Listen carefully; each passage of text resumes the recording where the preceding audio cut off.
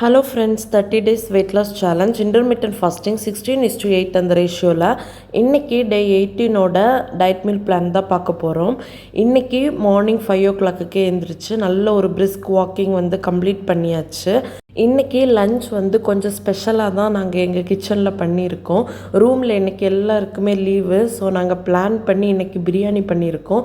So that இன்றைக்கி பிரேக்ஃபாஸ்ட்டாக first மீலுக்கு ரெண்டு plums பழம் தான் எடுத்திருக்கேன். இந்த மாதிரி பிரியாணி அந்த மாதிரி ஏதாச்சும் ஆஃப்டர்நூன் லஞ்சுக்கு எடுத்துக்கிறேன் அப்படின்னா மற்ற ஃபுட்ஸ் எல்லாமே ஃப்ரூட்ஸாக தான் எடுத்துப்பேன். மோஸ்ட்லி பிரியாணி சாப்பிட்டுட்டு அதுக்கப்புறம் நான் எதுவுமே எடுத்துக்க மாட்டேன்.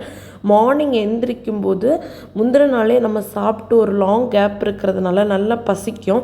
அதனால் இந்த மாதிரி ஏதாச்சும் ஃப்ரூட்ஸ் எடுத்துப்பேன். அதுக்கு அன்னைக்கு எனக்கு ப்ளம்ஸ் ஃப்ரூட் தான் இருந்துச்சு. ஸோ அதில் 2 எடுத்துக்கிட்டேன். அண்ட் ஸ்ட்ரைட்டாக ஒரு 1:30 போல் லஞ்ச் எடுத்துக்கிட்டோம். லஞ்சுக்கு இன்றைக்கி பிரியாணி, எக்கு, அப்புறம் சிக்கன், அப்புறம் ரைத்தா இதெல்லாம் வச்சு அன்றைக்கி சூப்பராக லஞ்சை கம்ப்ளீட் பண்ணியாச்சு.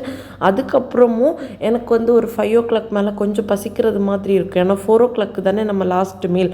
ஸோ நம்ம அதுக்கப்புறம் ஃபுட்டே எடுத்துக்காததுனால பசிக்கும். ஸோ அப்போ எல்லாமே தண்ணி குடிச்சு தான் நான் என் ஸ்டொமக்கை ஃபில் பண்ணிப்பேன். இந்த மாதிரி டயட்டில் ஒரு லஞ்ச் எடுத்துக்கும்போது இந்த மாதிரி ஃபுட் எடுத்துக்கிட்டால் எனக்கு கொஞ்சம் கில்ட்டு ஃபீல் இருக்காது. ஓகே, நம்ம ஓரளவு பேலன்ஸ்டாக சாப்பிட்ருக்கோம் அப்படின்னு.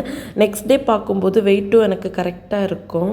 டே 18 அப்படி தான் ரொம்ப சூப்பராக கம்ப்ளீட் பண்ணியாச்சு. டயட் பற்றி, வெயிட் லாஸ் பற்றி ஏதாச்சும் ஷேர் பண்ணணுன்னா இன்ஸ்டா ஐடி யூஸ் பண்ணிக்கோங்க. அதோட லிங்கை டிஸ்கிரிப்ஷன் பாக்ஸில் கொடுக்குறேன். ஈவினிங் லாங் வீடியோவில் மீட் பண்ணுறேன். டில் தென் டேக் கேர், பாய்.